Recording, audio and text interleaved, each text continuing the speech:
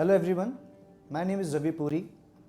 I'm 2002 batch pass out and I'm here as in director IHMCS Jaipur. Now today I will talk about the sectors of hotel management. Why hotel management? दोस्तों बताना चाहूँगा ये एक ऐसा sector है जो बहुत ही खूबसूरत सेक्टर है। ये ऐसा सेक्टर है जो आपको एक इंसान और इंसानी से जुड़े रखता है। ये ऐसा सेक्टर है जो कि आपको देश दुनिया के किसी भी कोने में लेके जा सकता है।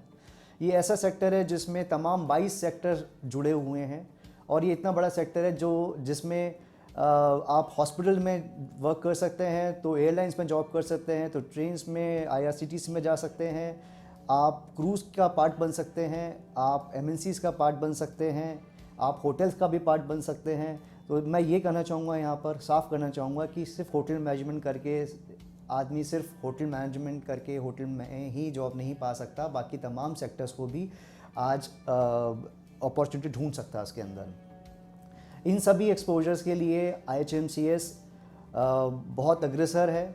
इन सभी चीज़ों को लेकर के हम लोग बहुत सीरियस रहते हैं। हम सभी सेक्टर्स को बहुत ज़्यादा एक्सपोजर देते हैं स्टूडेंट्स को, और मैं चाहूँगा कि आने वाले टाइम में मैं आप जैसे खूबसूरत नौजवानों से मिलूँ और उनको इसका एक पार्ट बनाऊँ।